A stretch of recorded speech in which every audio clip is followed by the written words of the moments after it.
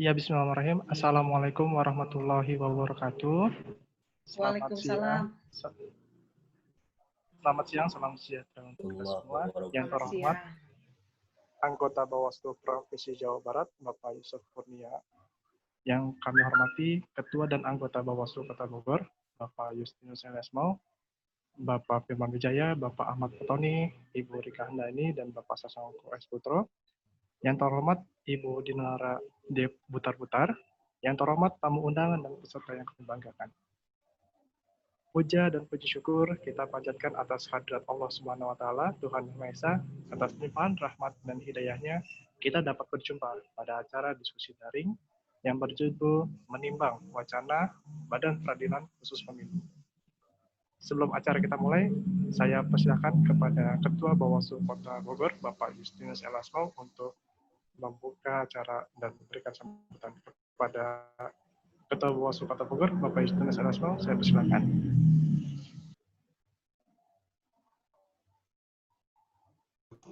Baik, terima kasih Pak Hirman. Assalamualaikum warahmatullahi wabarakatuh. Waalaikumsalam. Waalaikumsalam. Selamat pagi dan salam sejahtera buat kita semuanya. Yang terhormat buat pimpinan Jawa Barat, Pak Haji Yusuf Kurnia. Juga yang terhormat buat Pak Angga sebagai perwakilan staf hukum Bawaslu Jawa Barat. Dan tak lupa saya ucapkan salam hormat saya buat saudara saya yang sudah lama tidak pernah bersua sebagai narasumber utama di Bawaslu Kota Bogor, Bu Dina Lara. Salam hormat, lama Salam tidak hormat, bersua Pak. Bu Dina. Ya, salam hormat juga buat teman-teman pimpinan Bawaslu Kota Bogor, Pak Sasongko, Pak Haji Fatoni, Pak Firman Wijaya dan Bu Erika. Juga salam hormat buat salah satu mantan komisioner KPU Kota Bogor, yaitu Pak Edi Kopi Jalani. Terima kasih sudah hadir. Dan teman-teman, siap pimpinan Bawaslu Kabupaten Kota se-Jawa Barat yang mungkin sudah hadir juga, dan teman-teman sekretariat Bawaslu Kota Bogor yang saya banggakan. Baik, puji syukur kehadirat Tuhan Pencipta Langit dan Bumi bahwa ini adalah acara webinar diskusi daring tahap kedua Bawaslu Kota Bogor. Nah, diskusi kali ini tema yang kami angkat adalah menimbang tentang Badan Peradilan Khusus Pemilu. Ini menjadi satu persoalan menarik bagi kami karena pertama, sejak dari proses pemilu tahun 1955, ternyata Badan Pengawas Pemilu ini selalu menghadapi proses adopsi yang ini didaur ulang terus-menerus. Bahkan sampai pada detik ini, ternyata sudah Badan Pengawas Pemilu sudah disahkan oleh Undang-Undang Nomor 7 2017 pun juga masih ada ide-ide bagaimana untuk membentuk Badan Pengawas Pemilu yang lebih sempurna lagi. Ada juga ide-ide yang sangat menarik, yaitu bagaimana supaya belajar dari pengalaman pengawas pemilu tahun 2000 kemarin, itu menyatakan bahwa ternyata ada titik-titik kelemahan dari Badan Pengawas Pemilu yang harus disempurnakan. Akan tetapi ada pertanyaan juga, apakah dengan membentuk Badan Khusus Peradilan Pemilu ini bisa menjadi satu solusi? Saya kira itu jadi pertanyaan besar juga. Kenapa? Karena kalau kita membentuk satu Badan Peradilan Khusus Pemilu, bagaimana fungsi dari peran pengawasan itu saja? Ini juga jadi satu pertanyaan juga. Kalau seandainya kita membentuk Badan Peradilan Khusus Pemilu, apakah yang nanti sumber daya manusia itu adalah mereka yang berfokus pada bidang hukum atau bagaimana? Ini juga masih satu pertanyaan. Nah, saya kira dari diskusi kita kaitan ini kita ingin mengkaji kira-kira persoalan apa yang kita dapatkan kalau seandainya kita menuju satu Badan Peradilan Khusus Pemilu. Dan bagaimana peran pengawas pemilu nanti. Ini dua kamar yang berbeda. Kalau seandainya bentuk Badan Peradilan Pemilu, posisi atau tupoksi dari pengawas pemilu seperti apa? Dan kebetulan di sini sudah ada Bu Dina Lara dengan Pak Haji Yusuf yang fokus pada kajian hukum. Nanti kita akan diskusi bersama. Kira-kira kajian-kajian dari diskusi ini akan memberikan satu solusi untuk Badan Pengawas Pemilu ke depan seperti apa. Baik, saya tidak perlu berpanjang lebar. Semoga diskusi pagi hari ini bisa memberikan pencerahan buat kita semua agar ke depan bagaimana membentuk Badan Pengawas Pemilu yang lebih ideal lagi. Sekian, terima kasih dari saya. Selamat pagi dan salam sejahtera. Salam kompak buat semuanya. Terima kasih. Terima kasih. Ya, terima kasih kami ucapkan kepada Ketua Bawaslu Kota Bogor atas sambutannya. Langsung saja kita ke acara ini. Acara ini akan dipandu atau dimoderatori oleh Lampot Francis Tusmani, salah satu staf divisi pencegahan pelanggaran Bawaslu Kota Bogor. Kepada Lampot Francis Tusmani, saya persilakan. Cek, terdengar ya?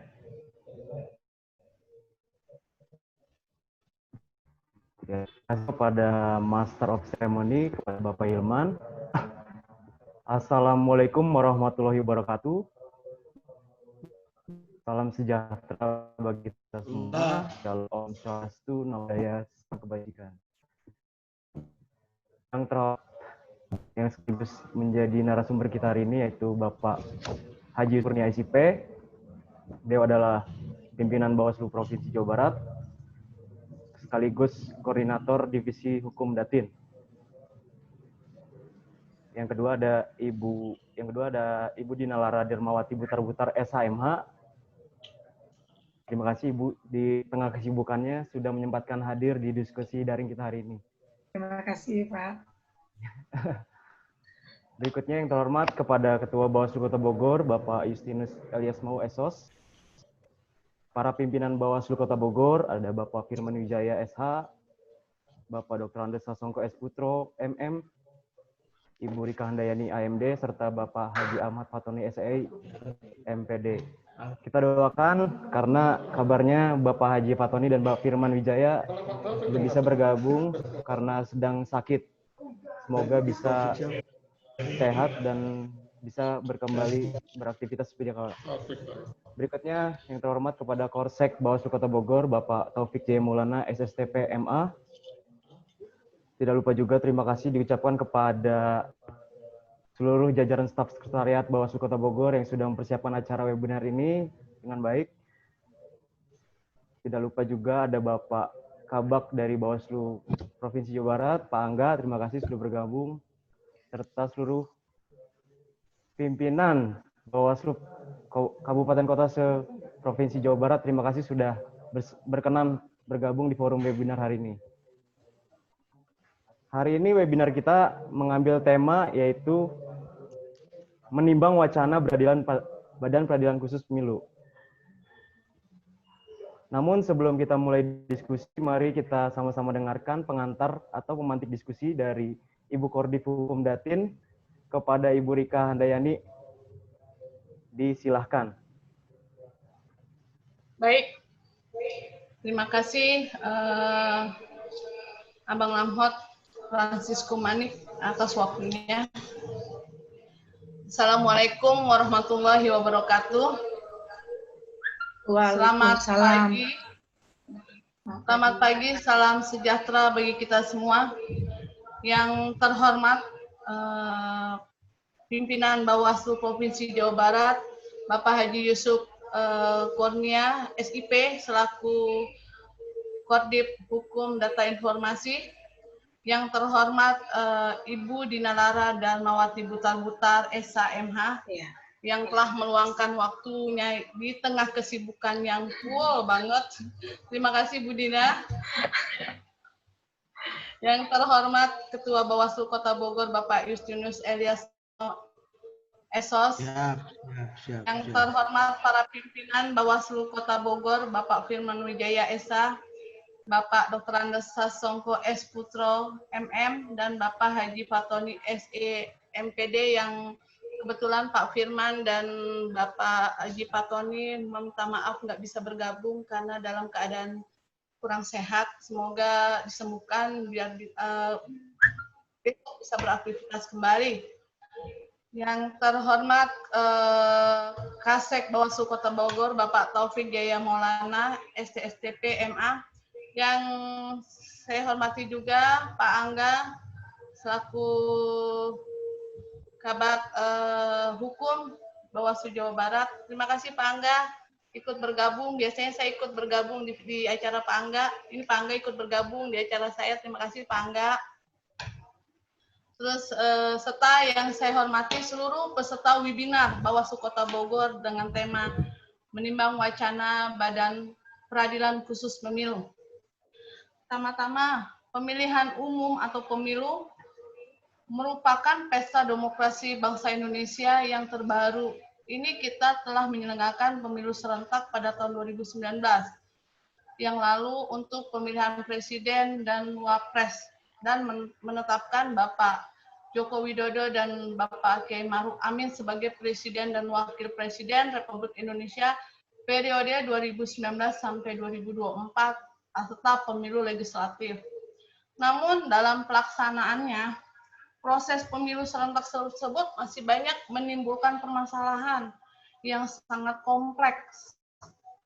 Berbagai pemberitaan media massa juga dapat diketahui oleh publik bahwa telah terjadi berbagai pelanggaran dalam proses penyelenggaraan pemilu, seperti contohnya kekacauan mengenai daftar pemilih tetap atau DPT, banyaknya WNI yang kehilangan hak pilihnya, money politik, tertukarnya surat suara, masalah logistik, pemilu, dan lain sebagainya. Salah satu semangat reformasi dalam mendemokratiskan penyelenggaraan pemilu dari masa Orde Baru lalu yang dianggap tidak demokratis, pemilu bukan sekedar sebuah ritual politik 5 tahunan yang penuh rekayasa, politik otoritas yang dicerminkan dalam peraturan perundang-undangan yang mengatur pemilu sehingga terjadi sesungguhnya bukan pemilu dalam arti sebenarnya, melainkan seolah-olah pemilu yang hasilnya sudah bisa ditebak, yakni sekedar untuk melanggengkan kekuasaan. Masalahnya adalah berbagai pelanggaran tersebut, baik pelanggaran administrasi, pelanggaran pidana pemilu, sengketa proses dalam tahun 2019 tersebut telah sedemikian seriusnya sehingga telah merusak prinsip-prinsip pemilu yang demokratis dan berkualitas yang baik secara langsung maupun tidak langsung akan berpengaruh terhadap hasilnya pemilu.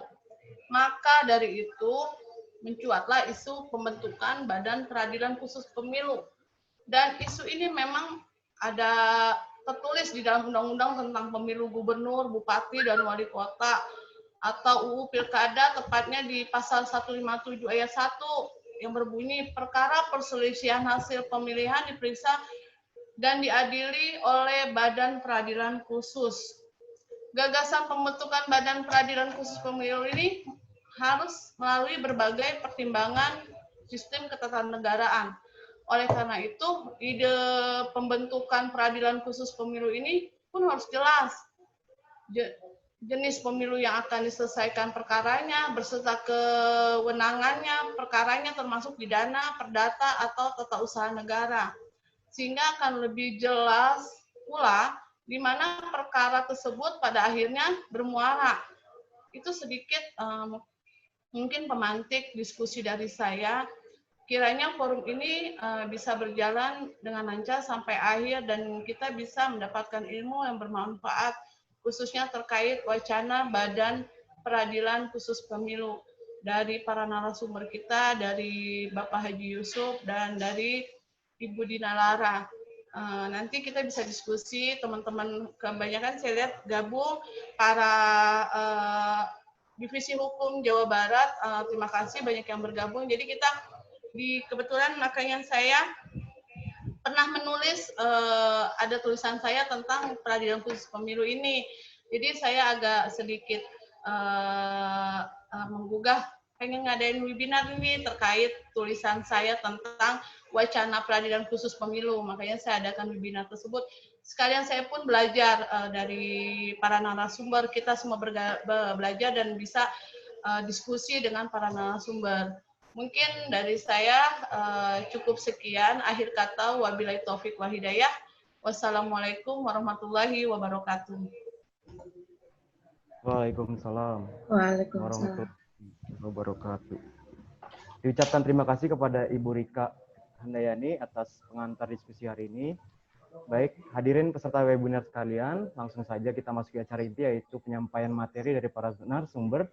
Namun sebelumnya izinkan saya membacakan profil dari narasumber kita secara singkat. Yang pertama kita ada Bapak Yusuf Kurnia. Beliau lahir di Bandung 7 Juni tahun 1973. Saat ini menjabat sebagai anggota Bawaslu Provinsi Jawa Barat periode 2018 sampai 2023. Dan membidangi koordinator Divisi Hukum, Data, dan Informasi. Beliau beralamat di Jalan Tegalega Barat nomor 71A, RT 3 RW 3, Kelurahan Perlindungan Hewan, Kecamatan Antana Anyar, Kota Bandung, Jawa Barat. Beliau sudah menikah dengan istri bernama Dini Yuliani AMD. Beliau menamatkan pendidikan S1 Ilmu Pemerintahan FISIP Unpad, lulus tahun 2000. Pengalaman pekerjaan, beliau sekarang bekerja di Bawaslu Provinsi Jawa Barat. Sebelumnya pernah juga menjadi anggota Panwaslu Kota Bandung selama 2 periode. Koordinator JPPR Provinsi Jawa Barat periode 2008 sampai 2009. Pengalaman organisasi beliau sempat menjadi ketua PD IRM Kota Bandung tahun 94 sampai 96. Ketua PD Muhammadiyah Pemuda Muhammadiyah Kota Bandung periode 96 sampai 98. Selanjutnya Ketua PW Pemuda Muhammadiyah Jawa Barat periode 2010 sampai 2015. Baik, narasumber yang kedua ada Ibu Dinalara Dermawati Butar-Butar SHMH. Lahir di Porsea 4 April tahun 1977, agama Kristen, status menikah, pekerjaan sebagai dosen tetap Fakultas Hukum Universitas Pakuan Bogor, jabatan 3C atau lektor. Alamat kantor Jalan Pakuan, PO Box 452 Bogor. Alamat rumah Jalan Bagaspati nomor 3, Bagaspati 3 nomor 11, Perumahan Bumi Indraprasta Bogor. Riwayat pendidikan beliau S1 di FH Unpak Bogor tahun 2010, S2-nya beliau mengambil di Untar Jakarta, lulus tahun 2011, dan saat ini beliau sedang mengikuti program doktor Ilmu Hukum pada Universitas Brawijaya. Beliau seorang advokat juga yang aktif dan sering menjadi narasumber di berbagai diskusi. Baik, saya langsung saja kembali ke tema, yaitu menimbang wacana Badan Peradilan Khusus Pemilu. Persoalan penegakan hukum dalam pemilu saat ini masih dalam kondisi yaitu many room justice atau dibagi dalam beberapa kewenangan. Yang pertama, kita ada perkara pidana yang diselesaikan melalui Sentra Gakumdu dan diteruskan kepada Peradilan Umum atau PN. Berikutnya ada pelanggaran kode etik penyelenggara pemilu yang diselesaikan oleh Dewan Kehormatan Penyelenggara Pemilu. Berikutnya juga ada persoalan perselisihan hasil pemilu yang menurut Undang-Undang Dasar diselesaikan pada Mahkamah Konstitusi, serta yang terakhir yaitu ada pelanggaran administrasi pemilu yang diselesaikan pada Bawaslu. Dalam menakar wacana Badan Peradilan Khusus Pemilu ini memang harus dikaji secara komprehensif karena bagaimana sistem ketatanegaraan kita di Indonesia memandang terkait peradilan khusus ini. Satu sisi kita juga sama-sama mengetahui bahwa Presiden telah merencanakan pembubaran lembaga negara yang dirasa tidak efektif. Di sisi lain juga kita sedang menghadapi pandemi COVID, di mana anggaran negara masih terfokus untuk penanganan COVID-19. Apakah peradilan khusus pemilu ini sangat urgent sehingga perlu dibentuk, ataukah lembaga Bawaslu-nya yang bertransformasi menjadi pengadil pemilu? Untuk itu kita perlu mendengar Bapak Haji Yusuf Kurnia SIP untuk memprovokasikan materi dengan judul kepada operator untuk menampilkan slide-nya.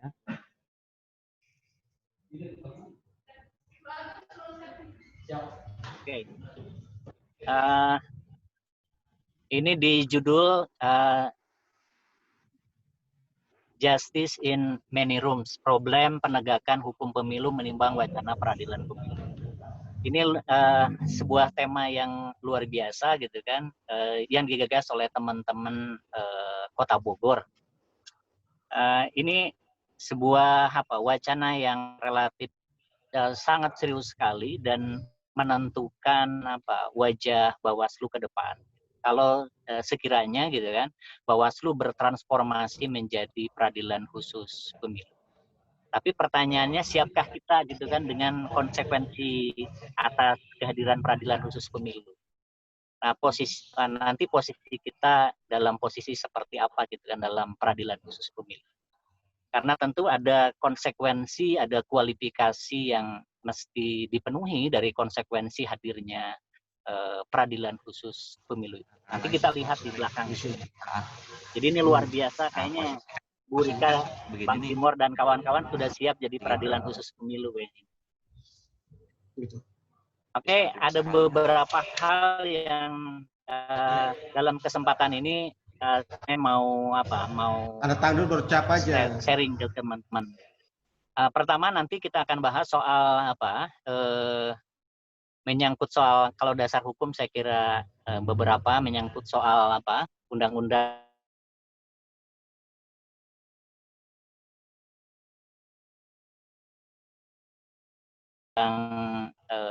pilkada. Berikutnya menyangkut soal dasar kewenangan Bawaslu. Jadi kawan-kawan sekalian, positioning Bawaslu dalam penegakan hukum pemilu gitu kan, itu saya kira teman-teman yang sudah melaksanakan tugas kewenangan sepanjang proses pemilu maupun pilkada, itu kan secara sederhana gitu kan, Bawaslu itu punya kewenangan pertama mengawasi semua tahapan penyelenggaraan pemilu gitu. Kemudian yang kedua, memproses penanganan pelanggaran, baik itu pidana, administrasi, etik, dan lain sebagainya. Dan yang ketiga adalah menyelesaikan penyelesaian sengketa pemilu. Nah, tadi Bang Timur, Pak Ketua sudah sampaikan Bawaslu ini kewenangannya terus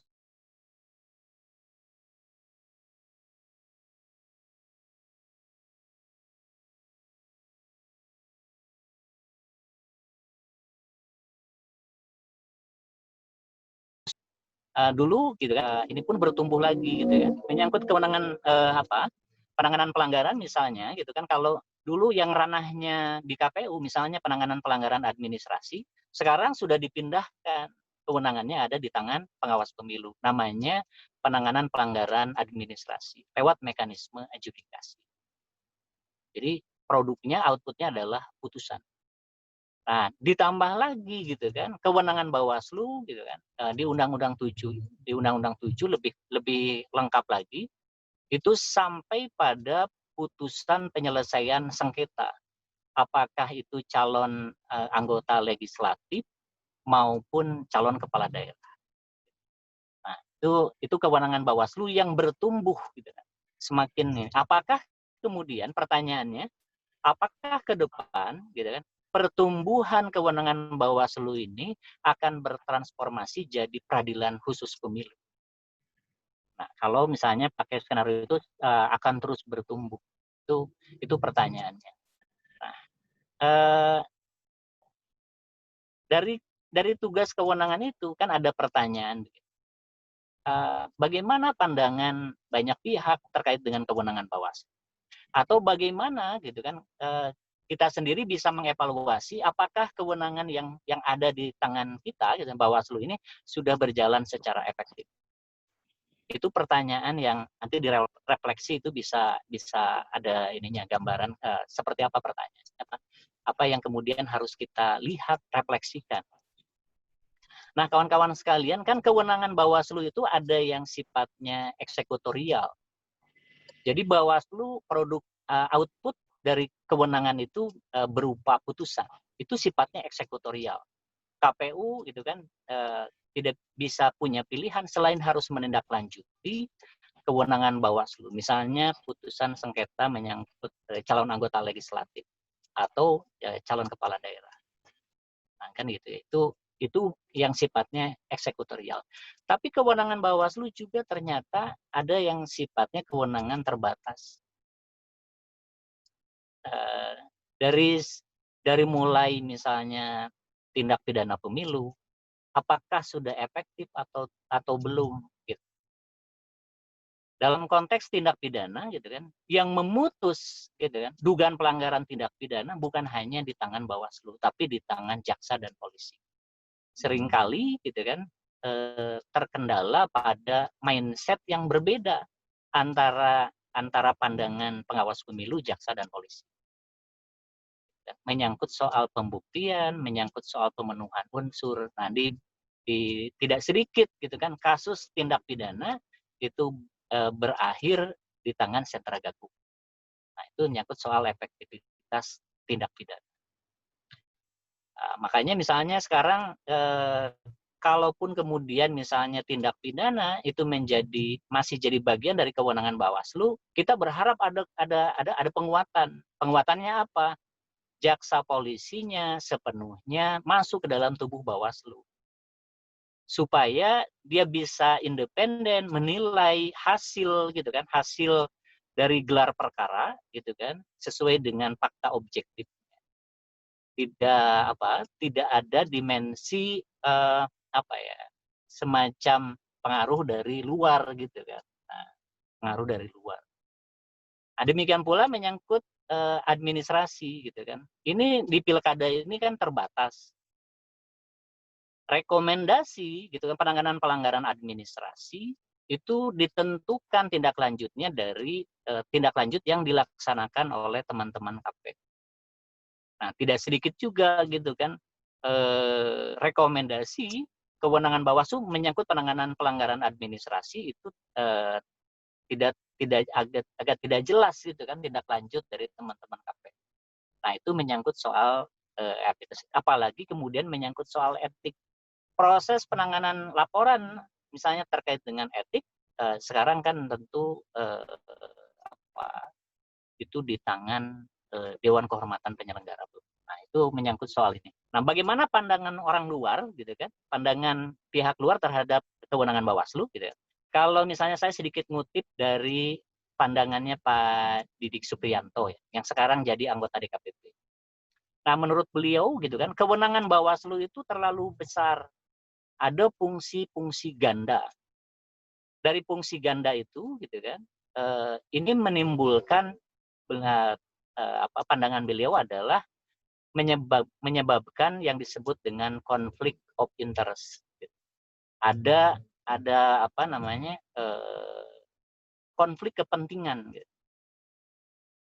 Nah, di satu sisi gitu kan pengawas pemilu itu misalnya dalam satu peristiwa itu mengawasi kerja-kerja pengawasan, tetapi juga di peristiwa yang sama, itu kemudian dia potensi untuk menyelesaikan pelanggaran administrasi atau bahkan penyelesaian sengketa. Sebagai tanda kutip, sebagai hakim dari peradilan semu. Gitu. Jadi di satu sisi dia melakukan pengawasan, di sisi lain dia harus jadi pimpinan musyawarah dalam penyelesaian sengketa. Nah, ini kata beliau gitu kan, ini adalah konflik of interest. Nah, itu pandangan sehingga kemudian gitu ya, perlu penyederhanaan. Itu menyangkut soal pandangan dari luar menyangkut soal kewenangan Bawaslu. Oke, selanjutnya slide berikutnya.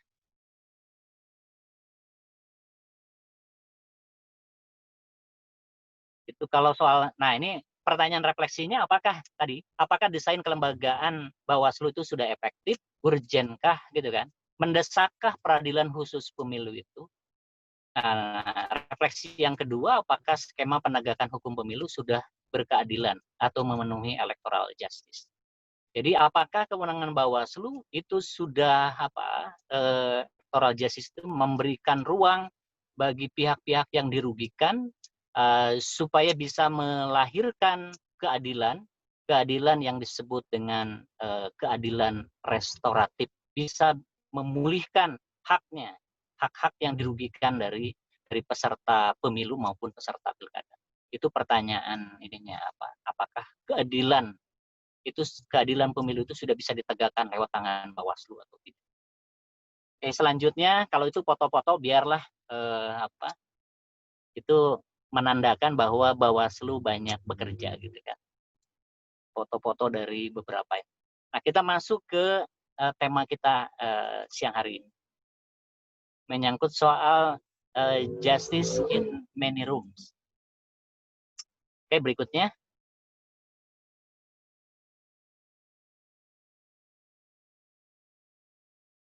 Nah, jadi kita minjam, gitu kan?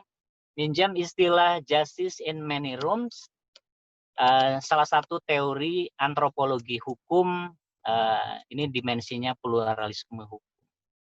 Dicetuskan oleh Mark Galanter yang menyatakan bahwa keadilan itu dapat ditemukan di berbagai tempat, tidak hanya di lembaga peradilan yang dibentuk oleh pemerintah. Jadi keadilan itu bisa dilahirkan lewat berbagai peradilan, gitulah ininya. Nah, tetapi apakah pada tingkat praksis, gitu kan, dengan banyaknya lembaga yang menangani, terkhusus di pemilu, gitu, di pemilu itu menimbulkan tadi keadilan, melahirkan keadilan, ataukah bahkan menciptakan kepastian yang menimbulkan ketidakpastian juga. Nanti kita lihat. Oke, selanjutnya. Nah, ternyata kan gitu. Keadilan di banyak kamar peradilan, ya, ini bisa kita lihat di pemilu. Ada kewenangan di Mahkamah Agung, ya. Mahkamah Agung wujudnya adalah ada mulai dari PN, ada PT, ada PT UN, ada PT TUN, gitu ya. Nah, PN, PT menyangkut soal pidana, gitu ya. Pidana tentu harus lewat proses peradilan umum ya, di bawah Mahkamah Agung. Kemudian juga ada sengketa tata usaha negara yang itu juga diproses lewat PT UN dan PT TUN. Gitu. Kalau dalam pilkada PT TUN. Nah, demikian pula menyangkut sengketa hasil itu di tangan Mahkamah Konstitusi, sementara di kewenangan di Bawaslu, gitu kan, peradilan semuanya ada penanganan pelanggaran administrasi, ada kewenangan menyangkut tindak pidana, ada etika, ada sengketa proses. Ini lewat mekanisme adjudikasi. Nah, demikian pula ada DKPP, lembaga peradilan etik. Ini jadi sangat banyak sekali, gitu kan, keadilan lewat peradilan yang ada di sistem pemilu kita. Nah, berikutnya itu.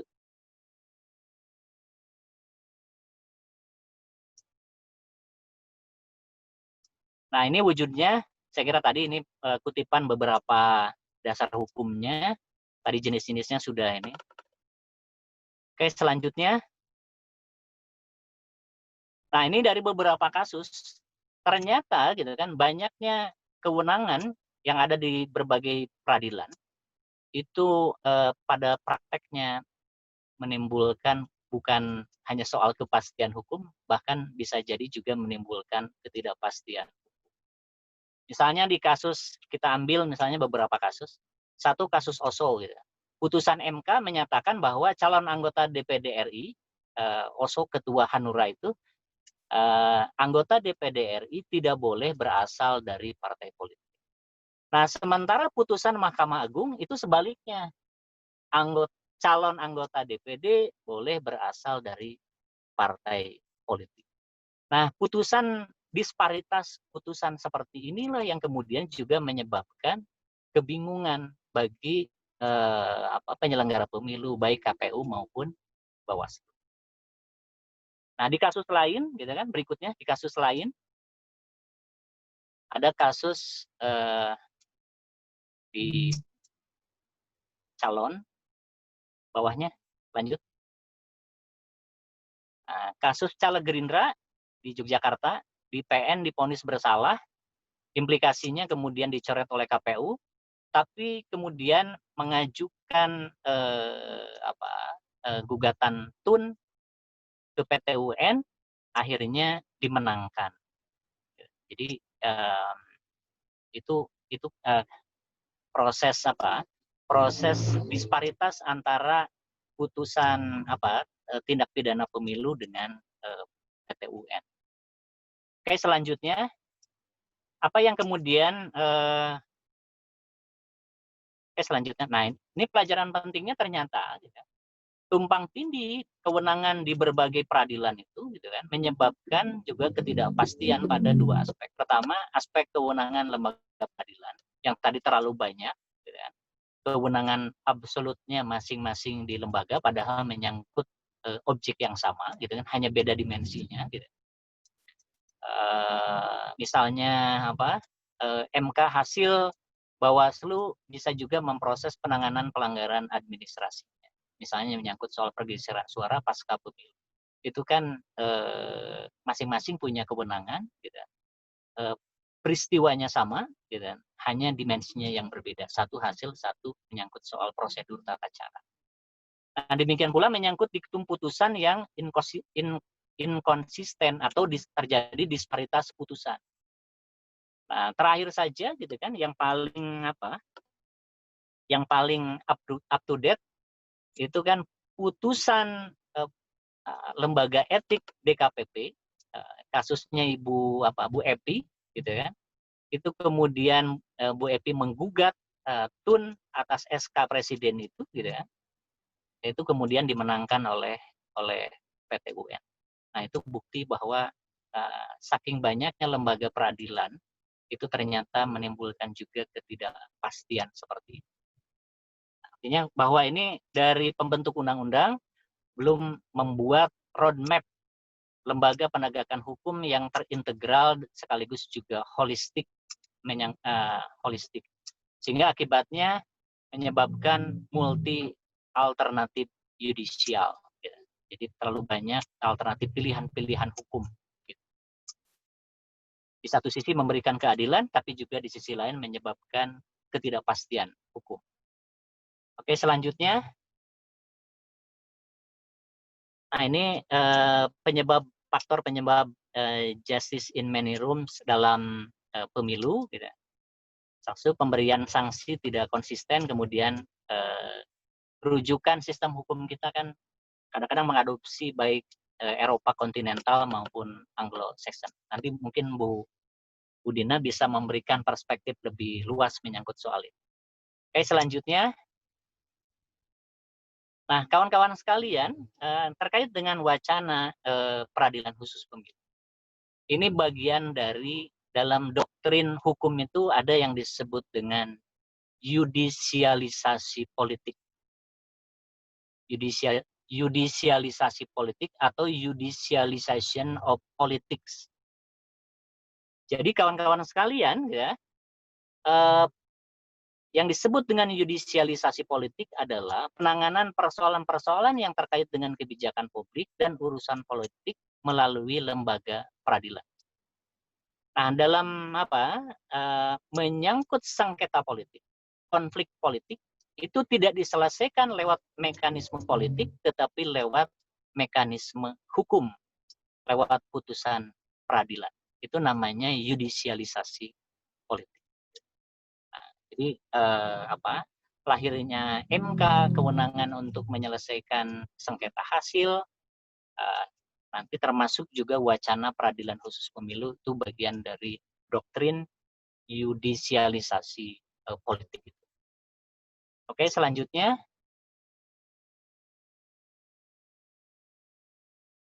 Nah, kita lihat kawan-kawan sekalian, ya, kewenangan MK dan sengketa hasil pemilu. Jadi tadi sudah diulas gitu kan menyangkut MK itu. MK gitu kan sebagaimana kita ketahui gitu kan, itu punya kewenangan yang secara limitatif sudah diatur lewat pasal 24C ayat 1 dan ayat 2 Undang-Undang Dasar 1945. Mulai dari mengadili menguji undang-undang terhadap undang-undang dasar, menyelesaikan sengketa kewenangan lembaga negara, kemudian memutus pembubaran partai politik, dan yang terakhir adalah memutus perselisihan hasil pemilu. Nah, dari pasal 24C ini, kawan-kawan sekalian, kalau kita kemudian mengandaikan bahwa yang disebut dengan peradilan khusus pemilu itu menyangkut sengketa hasil pemilu, maka konsekuensinya itu harus dilakukan amandemen terhadap pasal 24C ini. Karena apa? Karena sudah dinyatakan secara limitatif kewenangan MK itu adalah menyelesaikan perselisihan hasil pemilu. Jadi kalau mau menggeser ke peradilan khusus pemilu harus dilakukan amandemen terhadap pasal 24C ini. Nanti Bu Dina bisa memberikan perspektif yang lebih luas menyangkut soal itu. Oke, berikutnya Nah, itu tadi menyangkut pemilu, sekarang menyangkut pilkada. Tadi Bu Rika sudah mengutip ini juga. Jadi di pasal 157 Undang-Undang Pilkada dinyatakan bahwa perkara perselisihan hasil pemilihan diperiksa dan diadili oleh Badan Peradilan Khusus.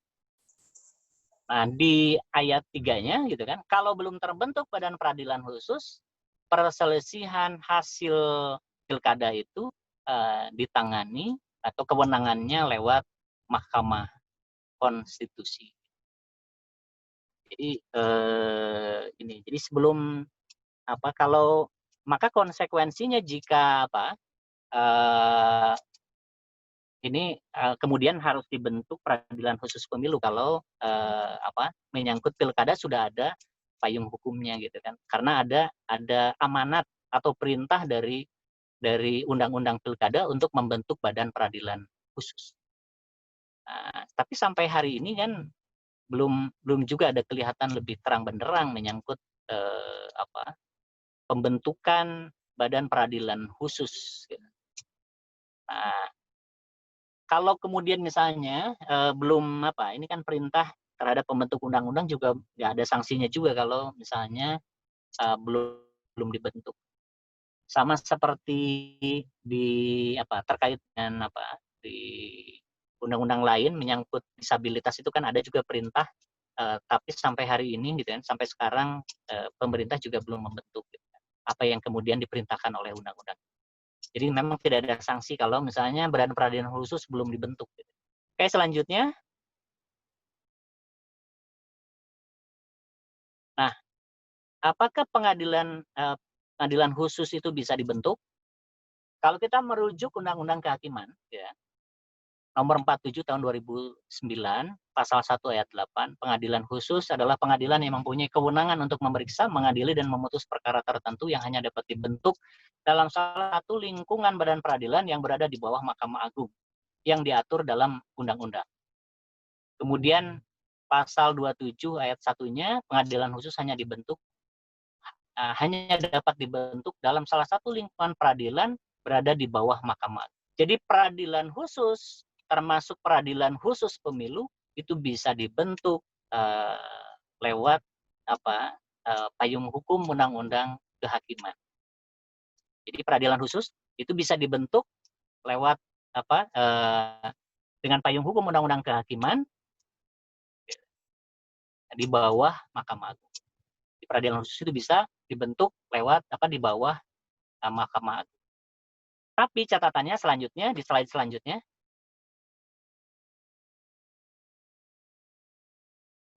Hanya di penjelasan pasal 27 ayat 1 yang dimaksud dengan pengadilan khusus itu secara limitatif sudah terang benderang di yang disebut dengan pengadilan khusus itu apa saja. Ada pengadilan anak, ada pengadilan niaga, ada pengadilan HAM, pengadilan tindak pidana korupsi, pengadilan hubungan industrial, pengadilan perikanan, pengadilan pajak. Nah, artinya kalau ingin membentuk pengadilan khusus pemilu harus ada revisi undang-undang kehakiman. Nah, tapi sementara ini Mahkamah Agung sepertinya belum kelihatan sinyal ingin membentuk pengadilan khusus pemilu. Nah, karena konsekuensinya harus ada revisi undang-undang kehakiman. Oke, selanjutnya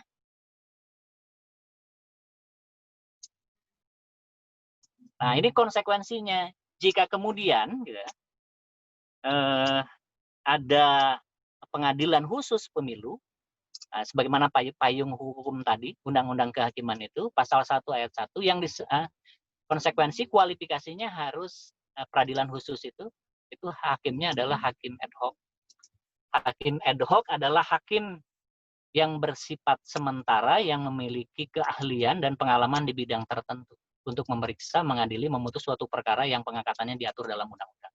Jadi bidang tertentu itu kalau misalnya hakim khusus pemilu, ya arti bidang kepemiluan. Tapi harus hakim. Gitu. Nah, apakah kita siap gitu kan, sudah memenuhi kualifikasi sebagai hakim gitu kan, kalau misalnya Bawaslu bertransformasi menjadi peradilan khusus pemilu. Itu konsekuensi yang harus kita terima gitu. Apakah kita bisa mengisi pos-pos hakim ad hoc itu? Oke, selanjutnya.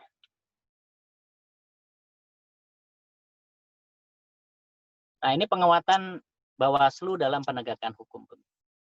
Kalau kita baca tren gitu ya,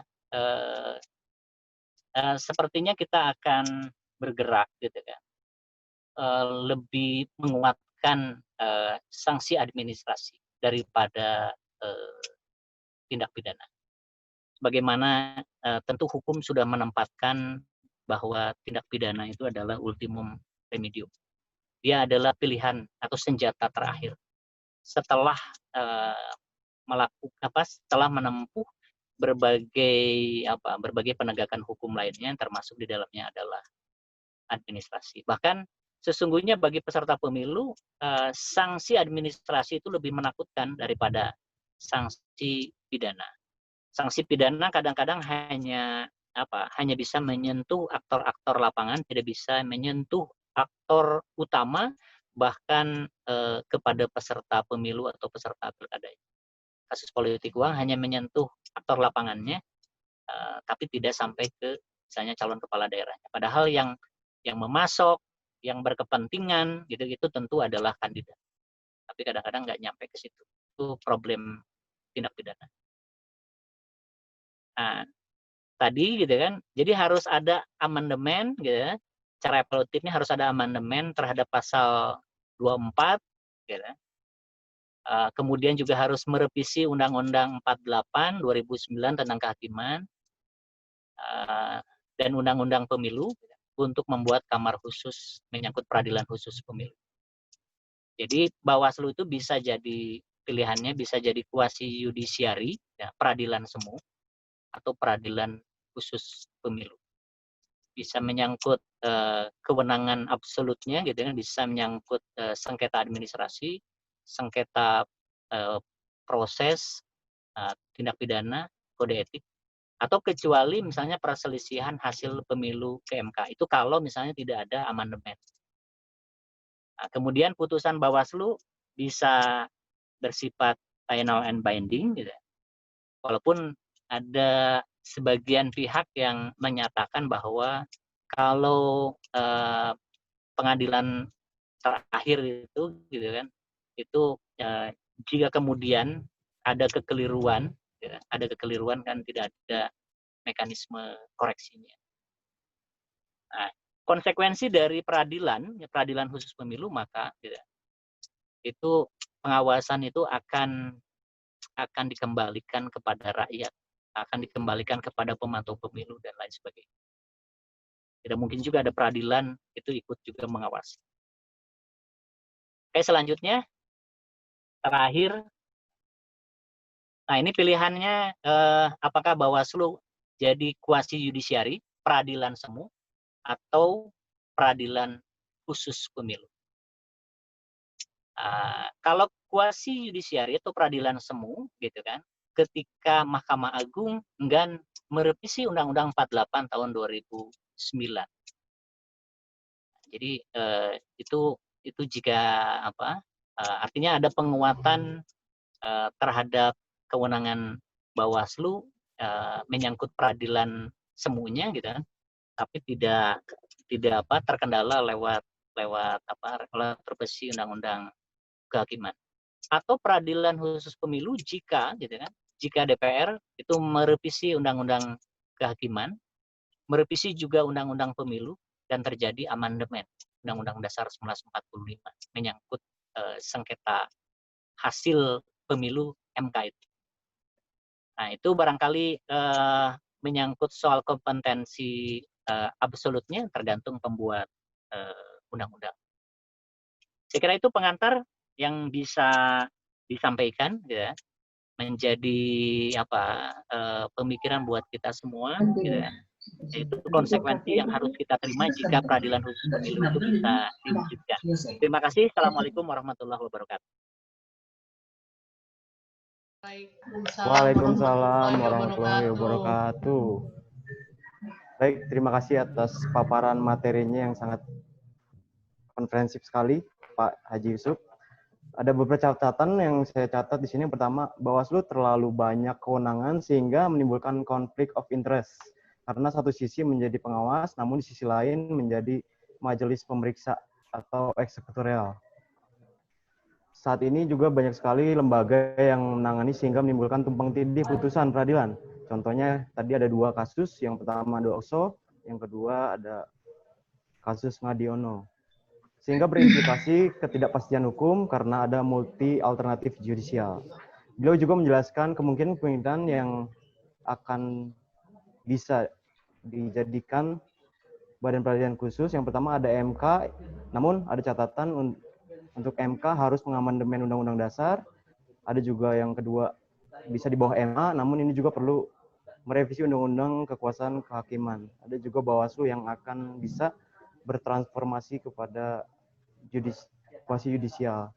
Namun catatan terakhirnya semua kembali kepada DPR yang memiliki kewenangan untuk membuat undang-undang. Baik, narasumber kita berikutnya akan membedah atau menimbang dari sisi hukum tata negara bagaimana terkait wacana Badan Peradilan Khusus Pemilu ini bisa diketok palu oleh DPR. Untuk itu waktu selama 20 menit sama dengan narasumber pertama, disilahkan pada Ibu Dinawara. Oke, terima kasih Bang Lamhot ya. Assalamualaikum warahmatullahi wabarakatuh. Waalaikumsalam warahmatullahi wabarakatuh. Selamat siang, salam sejahtera untuk kita ya. Mohon maaf Bu Rika, saya kemarin tidak buat slide ya. Di tengah apa itu memang hari Minggu ya Bu Rika ya, tapi nggak apa-apa lah ya. Tapi saya coba sebenarnya apa yang sudah disajikan oleh Pak Yusuf, saya kira itu semuanya sudah lengkap lah ya. Artinya dengan kita melihat judul diskusi kita hari ini adalah judulnya menimbang wacana Badan Peradilan Khusus Pemilu, sebenarnya cuma 2 pertanyaannya. Pertama, apakah urgen ini akan dibentuk? Artinya kita melihat bagaimana kebutuhan saat ini, apakah memang urgen peradilan khusus ini dibentuk saat ini gitu ya. Nah, sebenarnya dengan melihat tadi sudah disajikan oleh Pak Yusuf, saya kira semua udah lengkap banget Pak Yusuf menyajikan. Tapi saya coba poin ambil dengan melihat adanya ketidakpastian hukum. Tadi Pak Yusuf kalau nggak salah memberikan istilah banyaknya alternatif penyelesaian, ya kan? Ada yang ke MK, ada ke Bawaslu, ada ke TUN, ada ke Pengadilan Negeri mungkin, ya kan? Nah, itu kan membuat adanya ketidakpastian hukum di dalam melakukan penyelesaian sengketa pemilu tersebut. Dan ini khususnya untuk para pencari keadilan, ini membuat mereka tuh menjadi suatu kebingungan, bukan hanya di tingkat peradilannya, tetapi para pencari keadilan khususnya yang membingungkan hal ini. Jadi pertanyaannya dengan melihat sekarang banyaknya sengketa pemilu, menurut saya pribadi, apakah urgent dibentuk peradilan ini? Kalau saya pribadi dijawab, iya. Apalagi melihat situasi kondisi sekarang, adanya peluang rencana bahwa pemilu serentak, kemarin sudah dilaksanakan tahun 2019, ya. Di situ kita bisa lihat banyaknya sengketa-sengketa pemilu yang terjadi, dan itu putusannya mengakibatkan putusan yang disparitas, ya. Yang kasus yang kemarin yang lebih besar kita lihat itu yang artinya menjadi konsumsi publik itu kasusnya dari Hanura ya, Pak Oso ya. Nah, ini kan menjadikan suatu kegamangan bagi pencari keadilan. Yang manakah yang harus dilaksanakan? Apakah KPU, Bawaslu, TUN, atau Mahkamah Konstitusi? Jadi saya kira ini adalah dasar apakah perlu dibentuk badan peradilan khusus itu. Saya kira itu. Nah, bagaimana bentuknya? Saya kira ada lembaga yang khusus membentuk bagaimana bentuk lembaga peradilannya. Tapi kembali lagi kita lihat sebenarnya Undang-Undang Pilkada sudah mengamanatkan. Jadi kalau perlu dan tidak perlu, saya kira dengan adanya Undang-Undang Pilkada melihat kondisi ini, maka di Undang-Undang Pilkada mengamanatkan hal demikian. Bahwa dibentuk peradilan khusus untuk perselisihan pemilu ini. Artinya pembentuk undang-undang pun sudah melihat bahwa urgennya atau perlunya peradilan khusus ini. Jadi saya kira pertanyaan pertama terjawab, bahwa apakah perlu peradilan khusus itu, menimbang wacana peradilan khusus pemilu, itu sangat perlu saya kira, dan Undang-Undang Pilkada sudah mengamanatkan. Nah, kembali kepada Undang-Undang Kekuasaan Kehakiman. Undang-Undang Kekuasaan Kehakiman tadi Pak Yusuf sudah uraikan, khususnya dalam pasal 1 ayat 8, bahwa, dan selanjutnya di pasal berikutnya, bahwa ada lembaga, kita tahu di negara kita ini hanya ada 4 lembaga peradilan. Tetapi yang paling cocok lembaga peradilan pemilu ini memang karena berdasarkan Undang-Undang Kekuasaan Kehakiman adalah di bawah Mahkamah Agung, ya. Bahwa Mahkamah Agung itu ada 4 badan peradilan. Salah satunya adalah peradilan umum. Peradilan umum itu mengamanatkan bahwa boleh dibentuk peradilan-peradilan khusus. Hanya saja di Undang-Undang Kekuasaan Kehakiman sudah ditentukan badan peradilan khususnya itu apa saja. Dan ternyata peradilan khusus pemilu ini nggak ada. Kan gitu ya Pak Yusuf ya? Tidak ada gitu loh. Nah, saat kita melaksanakan amanat satu undang-undang, maka amanat undang-undang yang lain itu nggak boleh dilanggar. Itu peraturan ketatanegaraan seperti itu. Nah, itulah sebabnya suatu aturan itu memang harus diatur dalam satu aturan, tidak boleh dalam berbagai aturan, gitu ya. Sepertinya kalau kita lihat memang Undang-Undang Kekuasaan Kehakiman kan 2009, Pilkada 2016. Artinya lebih dahulu lahir Undang-Undang Kekuasaan Kehakiman, dan itu belum membaca peluang apakah Undang-Undang Peradilan Khusus Pemilu ini perlu dibentuk. Tahun 2009 itu belum terbaca. Barulah di 2016 Undang-Undang Pilkada mengamanatkan bahwa harus dibentuk peradilan khusus pemilu tersebut. Nah, saya kira ini hal tidak terlalu rumit sebenarnya kalau ketentuan undang-undang ini mau dilaksanakan dan pemerintah melihat bahwa kebutuhan pembentukan peradilan khusus ini adalah urgen. Saya kira tinggal melaksanakan undang-undang pilkada tersebut dan perlu melakukan amandemen terhadap undang-undang yang lain. Salah satunya adalah Undang-Undang Kekuasaan Kehakiman. Artinya supaya sinkron, ada benang merahnya. Ya, pada saat Undang-Undang Pilkada mengatakan dibentuk peradilan khusus, maka Undang-Undang Kekuasaan Kehakiman juga harus mengakomodir ini, bahwa peradilan khusus yang dimaksud itu salah satunya termasuk adalah peradilan khusus pemilu. Saya kira seperti itu ya. Nah, bagaimana bentuknya nanti? Apakah Bawaslu yang akan bertransformasi di dalam peradilan khusus tersebut? Nah, saya kira bisa dicontoh seperti peradilan-peradilan khusus yang lain. Misalnya, pengadilan khusus hubungan industrial, ya. Artinya dari 3 majelis itu kan satu ada hakim karir, yang lainnya adalah hakim ad hoc. Saya kira Bawaslu bisa bertransformasi di situnya. Artinya, tetapi dia harus melepaskan jabatannya sebagai anggota Bawaslu. Kalau mengambil personil-personilnya, apakah mampu nanti peradilan khusus ini, bagaimana kekuatan SDM-nya seperti itu, ya? Saya kira itu bisa ditransformasikan ke sana.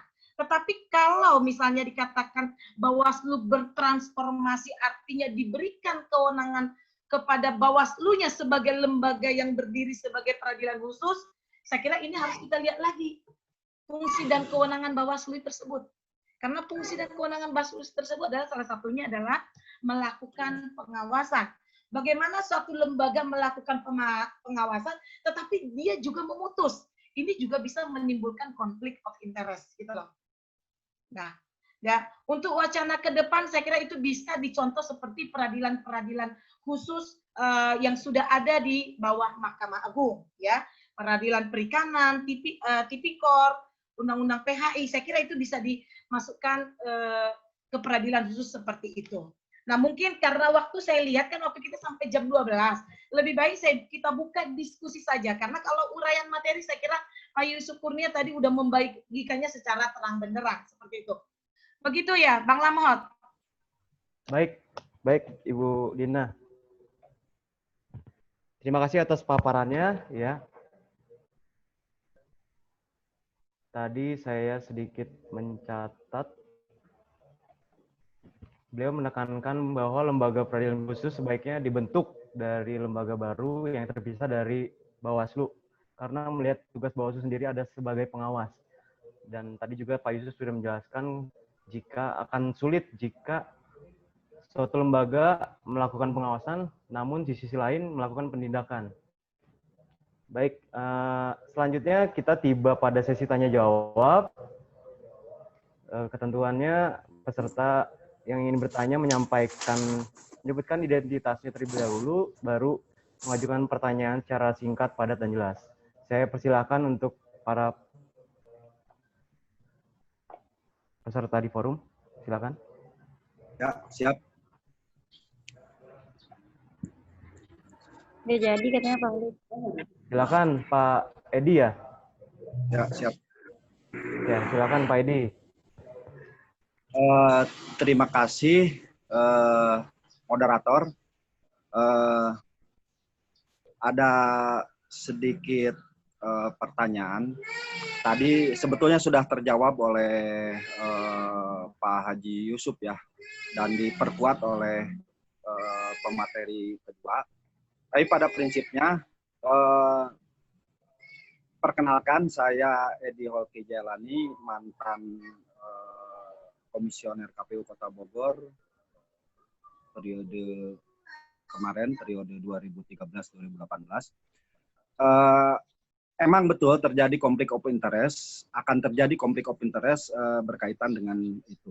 Akan tetapi undang-undang pemilu itu kan prinsipnya adalah penggabungan dari seluruh undang-undang yang terpisah sebelumnya. Digabungkanlah menjadi Undang-Undang Nomor 7 tahun 2017. Jadi melihat semangatnya pembentukan undang-undang, apalagi sekarang di DPR semangatnya omnibus law, bagaimana menggabungkan seluruh undang-undang supaya tidak terjadi banyaknya undang-undang, sedangkan materinya sama. Itu semangatnya itu harus diikuti. Saya pikir memperkuat Bawaslu yang terus bertransformasi, kalau menurut Ketua Bawaslu Kota Bogor, dari pemilu ke pemilu terus bertransformasi, terus memperbaiki diri, itu saya lebih cenderung memperkuat posisi Bawaslu untuk dipersiapkan untuk peradilan pemilu tersebut. Saya lebih memperkuat itu. Sedangkan saya ingin bertanya kepada Pak Yusuf, apakah sudah siap Pak SDM-nya? Nah, sedangkan ke Bu Butar-Butar, langkah-langkah apa saja yang harus disiapkan untuk memperkuat Bawaslu menjadi peradilan pemilu tersebut. Demikian, terima kasih. Assalamualaikum warahmatullahi wabarakatuh. Waalaikumsalam warahmatullahi wabarakatuh. Terima kasih Bapak Edi Holki Jailani atas gagasan dan pertanyaan yang luar biasa. Berikutnya, penanya kedua, saya silakan.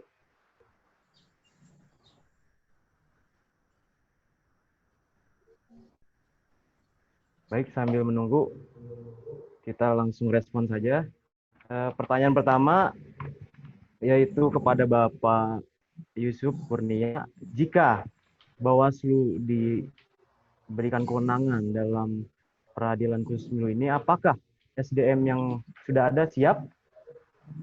Nah, yang kedua, beliau bertanya kepada Ibu Dina Lara, langkah-langkah apa saja untuk memperkuat lembaga Bawaslu. Baik, yang pertama mungkin saya silakan kepada Bapak Haji Yusuf Kurnia untuk menjawab. Waktu dan tempat silakan. Oke, terima kasih ke Pak Edi, senior penyelenggara pemilu.